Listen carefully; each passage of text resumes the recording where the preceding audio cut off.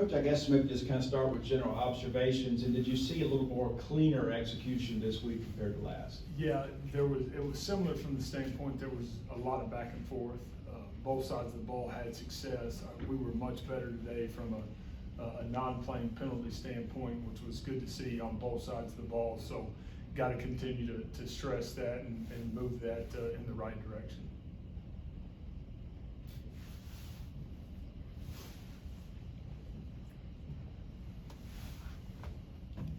Coach, obviously last year their season was kind of ended premature by injuries with Dink and Travion. How have they kind of responded this year, and how big of a piece do you expect them to play on the D-line? Yeah, they'll both play a huge piece.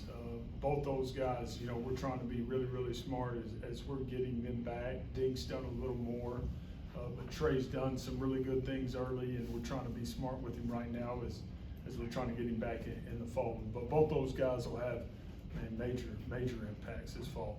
I know he's a young guy and still learning, but noticed that Joe Head was kind of started out at jack linebacker in the spring, but noticed he's moved to defensive end. What have you seen from him with that move? Yeah, I've seen a guy that's got great physicality and a really, really high motor. He plays the game the way you want him to play it.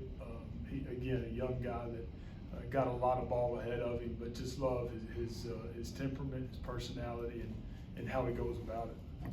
Where would you say you saw the most improvement or progression from scrimmage 1 to scrimmage 2? Yeah, I do. I think it's the non-playing penalty part of it, just being able to play clean before the snap, being able to play clean from a substitution standpoint, getting guys on and off the field, as game-like as possible. So, again, we've got to continue to trend that way. Coach, you've had most of your wide receivers now, for the spring and the fall. I mean, now that you've had a chance to kind of work with them and kind of see what they do well, how would you kind of assess the talent level of that group? Yeah, I think we got good players in that room, and I think we've gotten to the point to where we've got some quality depth. So I think between week 1, week 2, week 3, as we get into it, I think we're going to be able to play 7 to maybe 8 guys from the receiver room and count on those guys to play winning football. It's kind of like I talked about last week. It's not just guys that can go play, it's guys that can go win. So I feel good about where we're at in that room. You had some more hard physical runs from Kevon Lee today. What do you like about his running style? Yeah, just a guy he's a +2 guy. He can find a way to where, he can gain 6, but he's going to fall for 8. And he's got to continue to do that. He's got to give us that physicality at the position. But it's not just Kevon. We got some other guys that can do it as well. But just love just having the big physical part of who Kevon is, being able to have that is huge. Coach, obviously a lot of new faces on the offensive line. What did you see from the guys today? Yeah, again, we've got guys in that room that are, they're doing a really good job of getting better every day, being incredibly intentional when they're in the building, and we're moving some guys around to make sure that we have the best 8 or 9 with position flexibility as we get into it, and I think we're finding the right one. So again, I'm proud of that group. We've got a lot of work to do and a long way to go, but that group's in a good spot. Coach, we had a chance to talk to Sean Williams about the program leading up to this. How much have you seen the impact on that, getting them ready for fall ball, but physically, how they held up during the stresses of contact work? Yeah, I think when you look at us today compared to January, I think our bodies look incredibly different, and that's a credit to our guys committing, but it's a credit to what we're doing in the strength and conditioning program. So we've made great strides in there. Sean and his staff has done an unbelievable job getting us to this point, and they'll be a huge part of it in season as well. If I gave you a spectrum between not ready at all and we're ready to play a game, where would you assess your team as? Yeah, I'd say we were right there in the middle, and I like where we're at. I also like that we got 2 weeks left to be able to clean stuff up and dial in on some of the detail and get ready for an opponent, and that's something that I think all of our guys are looking forward to. Last week you mentioned about some guys that just got here in June that you need to get some reps for. 2 of those guys at corner, Diego and Montre Miller. How have you seen those guys kind of catch up with the rest of the group, and how have they developed? Yeah, both of those guys have been fighting a couple things, so hadn't had them the entire time. Nothing major, but guys that, again, have played a bunch of football. And so there's a maturity level, there's an understanding of how we need to do what we do.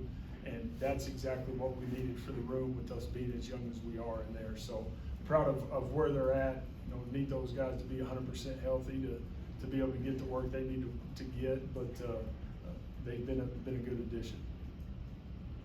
Coach, the specialist, I know you prefer to score touchdowns, but you still got to kick extra points. But how would you kind of assess maybe the competition between those specialists right now? Yeah, it's neck and neck. I think I talked about it last week, but we've got one more week of some competition to work through and go through before we dial in on one guy and name him a starter from a kickoff standpoint or from a field goal standpoint. I like where both of them are. Neither one has just created a ton of separation, which I really do. I think that's a good thing because both have been solid, and we'll see how this week unfolds.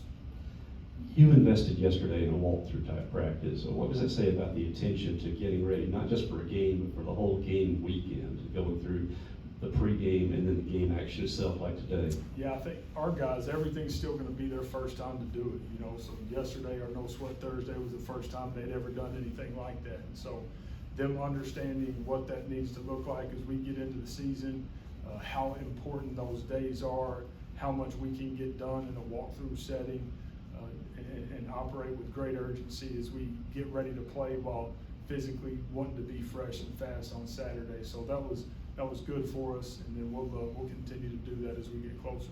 You mentioned 2 weeks left. Do you have a strict schedule when you want to make the transition from camp to pregame, or is that be determined by what you think from the scrimmage today? No, we'll be a lot more scout exchange next week. So minimal 1-on-1s, 2-on-2s as we get into it. It'll be much more of a game week. We'll get 2 of those.